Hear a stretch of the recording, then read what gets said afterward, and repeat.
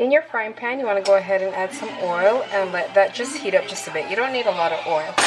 In your second pot now, you want to have some water that's coming to a boil. You want to add some salt for flavor of your pasta or your spaghetti, whichever one you want to use. Once your oil is nice and hot, you want to go ahead and add your ground beef. You can use ground chicken, you can use a vegan product if you prefer, like a vegan ground beef. And then you just want to stir that for just a couple seconds. Turn your stove down so you don't want this to burn before you're done. So just before it's all done, we're going to add our seasoning salt. This is just like a teaspoon, because you don't need a lot, because I find that you don't actually need to salt this because what's in the tomato sauce does it perfectly fine. I'm adding some red chili flakes, some parsley, I'm adding some oregano, and some black pepper.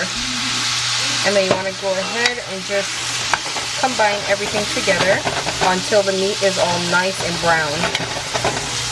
This is one of our favorite pasta, the Delita, but you can use any one of your choice. I personally just like how small it is. So I'm just going to pour some of that, or a good amount of that, because I want second and thirds.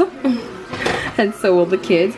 And I'm going to let that cook down. I usually add a tinge of oil just to ensure that they don't stick together, just a bit. All the pink is almost gone, so like I said, you just want to cook this down. As you can see, starting to produce that fat. You can strain this if you don't like it, or just leave it and let it cook out. With a little bit of high heat, it'll all just cook out and evaporate. So just before it does that, I'm gonna go ahead and add some red wine to this. This is optional. I just find that this brings out the flavor even more. And I'm just gonna turn my stove up just a bit and just let this come to a nice little boil, just to reduce this water by about half. So in the meanwhile, we're gonna go ahead and cut up our seasoning. So it's been about 5 minutes and it's really good so far. As you see, the water has definitely reduced quite a lot. So for my seasoning, I have garlic, sweet peppers, and onions in here. I just did like a half of each and 2 garlics. And I'm just gonna mix that in. It's gonna be really good. It smells so good already. You can add a touch of Scotch bonnet pepper in here, but because I already add the chili pepper and the black pepper, and I have kids, I'm not going to do that. But if I was eating this by myself, which I never do, then that's what I would do.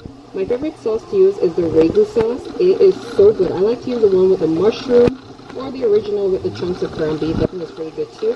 And I'm just going to add that right into there. I'm just adding a tiny bit of oil. The oil helps it to cook down nicely. And I'm just going to combine everything. And just before this is finished, I'm actually going to add one more thing in here. Give me a sec.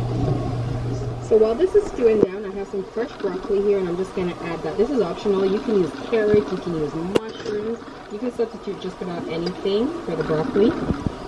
I haven't tried it this way before, but I just figured this would be a good way to combine the broccoli with this dish. Combine everything, and you want to turn your stove down on low heat and let this cook down. And I'm going to let this cook down for about 15 minutes.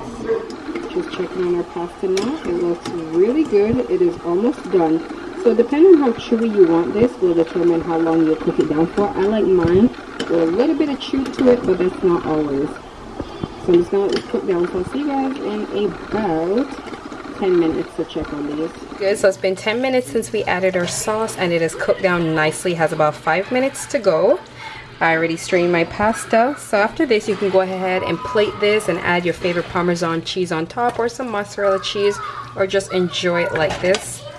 So here it is, guys. It is super filling, very delicious. So if you enjoy this recipe, be sure to give it a thumbs up, try it out, and I'll see you for the next dish. Bye!